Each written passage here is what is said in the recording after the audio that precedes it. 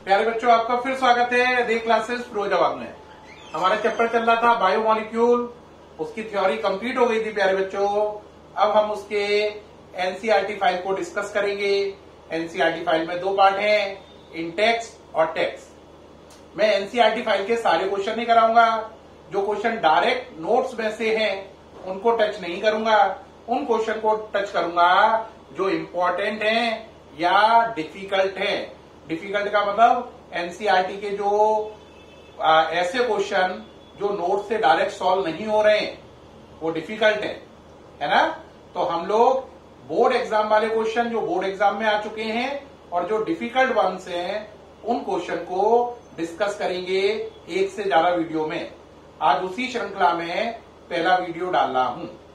इस वीडियो में मैंने क्वेश्चन लिए हैं बायोमोलिक्यूल चैप्टर के, एनसीईआरटी के, इन टेक्स्ट के। कौन से क्वेश्चन है ये? इन टेक्स्ट के।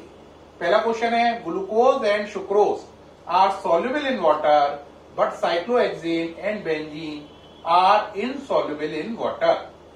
इसका हिंदी अनुवाद हुआ, ग्लूकोज और सुक्रोज तो पानी में घुलते हैं लेकिन साइक्लोहेक्सेन और बेंजीन पानी में क्यों नहीं घुल पाते हैं, समझाइए। तो हमारा क्वेश्चन है ग्लूकोज और क्या चीज है? ग्लूकोज के साथ साथ सुक्रोज, ये तो पानी में घुलती हैं लेकिन साइक्लोहेक्सेन और बेंजीन पानी में क्यों नहीं घुलती है? प्यारे बच्चों, ग्लूकोज का फॉर्मूला C6H12O6, ठीक। चीनी का फॉर्मूला, सुक्रोज का फॉर्मूला C12H22O11। तो इनमें हाइड्रोजन बॉन्डिंग पॉसिबल है। हाइड्रोजन बॉन्डिंग दो टाइप की होती है, इंटर और इंट्रा। तो ये दोनों चीजें ग्लूकोज और सुक्रोज इंटरमोलिकुलर हाइड्रोजन बॉन्डिंग करते हैं। किसके साथ? वाटर के साथ। यानी ग्लूकोज और वाटर के बीच में इंटरमोलिकुलर हाइड्रोजन बॉन्डिंग बनेगी, इसलिए ग्लूकोज पानी में घुल जाएगा। सुक्रोज और वाटर के बीच में इंटरमोलिकुलर हाइड्रोजन बॉन्डिंग बनेगी, इसलिए सुक्रोज पानी में घुल जाएगा। आप कहोगे हाइड्रोजन बॉन्डिंग इनमें क्यों बन रही है? बेटा, हाइड्रोजन बॉन्डिंग बनने के लिए क्या चाहिए? देखो कि आप पर एक चीज तो हो H, उसके साथ या तो F का पेयर बने, F नहीं है तो O भी मिले, O नहीं है तो N मिले। इसको एक साथ मिला के पढ़ो तो देखो फॉर्म ही लिखा, फॉर्म है। तो या तो HF का पेयर हो तो हाइड्रोजन बॉन्डिंग होती है, HF का पेयर नहीं है तो HO का हो, HO का नहीं है तो HN का पेयर हो। इन तीन में से कोई भी पेयर होगा तो हाइड्रोजन बॉन्डिंग पॉसिबल होती है। तो अब आप कहोगे सर कौन सा पेयर मिल रहा है ग्लूकोज में? ग्लूकोज का फॉर्मूला क्या है? C6H12O6 H12O6, यानी कि HO वाला पेयर मिल रहा है। ऐसे ही सुक्रोज का फॉर्मूला है C12H22O11, उसमें भी आपको काम बन जाएगा आपका OH वाले से। तो इस तरीके से आपकी हाइड्रोजन बॉन्डिंग होगी। कैसे होगी बात को समझो जरा। इसके लिए ये जगह को इरेज कर रहा हूं जिससे समझा पाऊं। देखो कैसे होगी, उसका लॉजिक लो। देखो बेटा, ग्लूकोज का फॉर्मूला C6H12O6, तो इसका O लेना है आपको, H ये वाला नहीं लेना। H किसका लेना है? पानी का। पानी का फॉर्मूला H2O, तो इसका O और इसका H। ये वाला H काम में नहीं आएगा, ये वाला H काम में आएगा। तो OH का पेयर कैसे बन रहा है? ग्लूकोज का O और पानी का H, ये इंटरमोलिकुलर हाइड्रोजन बॉन्डिंग में हो रहा है। ऐसे ही C12H22O11 में ये वाला O और पानी का H, तो इंटरमोलिकुलर हाइड्रोजन बॉन्डिंग हो रही है। किसमें? आंसर ग्लूकोज और वाटर में, सुक्रोज और वाटर में। इसका O, इसका H, इसका O, इसका H, इंटरमोलिकुलर हाइड्रोजन बॉन्डिंग कर रहे हैं, इसलिए ग्लूकोज और सुक्रोज पानी में घुल गए।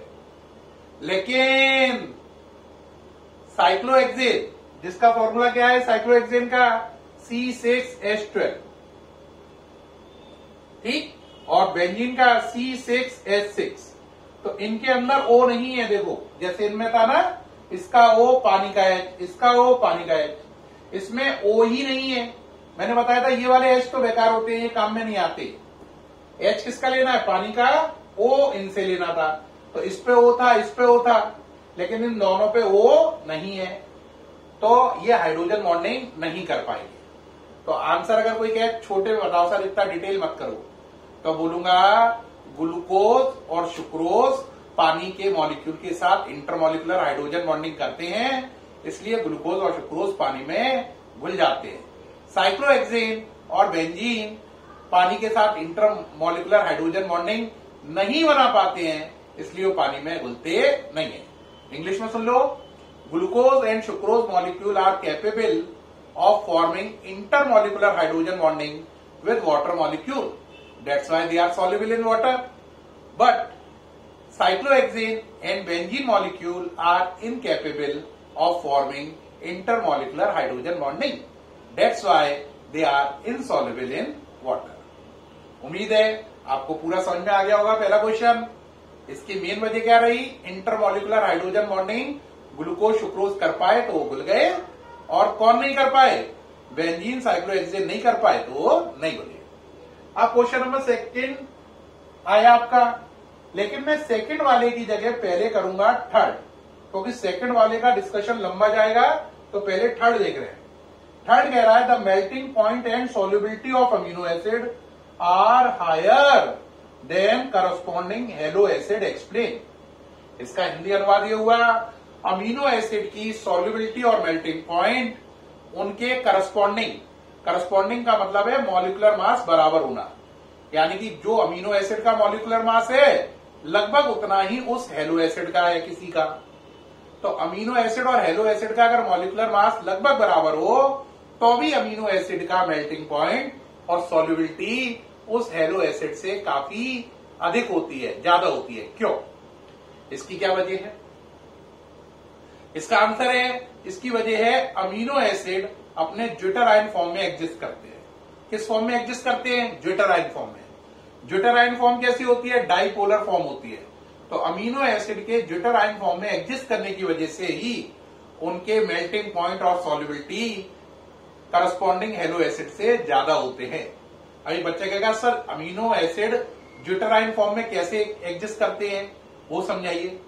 प्यारे बच्चों, मैंने बताया था अमीनो एसिड का जनरल फॉर्मूला है CHR, एक किनारे पर COOH, एक पर NH2 और N के ऊपर लॉन पेयर। ये अमीनो एसिड का कौन सा फॉर्म है? General form. ये क्या है? अमीनो एसिड का कौन सा फॉर्म है? जनरल। अब इसको हमें बदलना है ज्यूटराइन फॉर्म में। किसमें? ज्यूटराइन में। तो देखो यहां से H प्लस गया, तो यहां पे आया 2 इलेक्ट्रॉन माइनस, यहां से H प्लस जाकर इस पर जुड़ गया, तो ये NH2 की जगह हो गया NH3। बॉन्ड बनाने में ये दोनों इलेक्ट्रॉन चले गए और जो H का प्लस था वो ऊपर आ गया। तो देखो एक प्लस पोल हो गया, एक माइनस हो गया, और ये बन गया ज्यूटराइन। क्या बन गया? Zwitterion form of amino acid A.A, amino acid. तो जब अमीनो एसिड अपने ज्यूटराइन फॉर्म में आ जाते हैं, उसी की वजह से उनके मेल्टिंग पॉइंट और सॉल्युबिलिटी करस्पॉन्डिंग हेलो एसिड से ज्यादा हो जाती है। उम्मीद है ये क्वेश्चन भी क्लियर हो गया। अब इसका डिफिकल्ट क्वेश्चन है, मेरे ख्याल से इस चैप्टर का सबसे कठिन क्वेश्चन ही ये है जो अब डिस्कस होगा। क्वेश्चन क्या है? इसको भी मिटा दो, ये हो गया डिस्कस। कह रहा है how do you explain the absence of CHO group in pentacetate of D-glucose. How do you explain the absence of CHO group in pentacetate of D-glucose? Glucose pentacetate है ना, ग्लूकोज पेंटाएसीटेट में CHO ग्रुप नहीं है। इस बात को आप कैसे समझाएंगे कि ग्लूकोज पेंटाएसीटेट में CHO ग्रुप एब्सेंट है? देखते हैं हम। देखो प्यारे बच्चों, इसको क्वेश्चन सुन लिया है, अब आंसर समझना।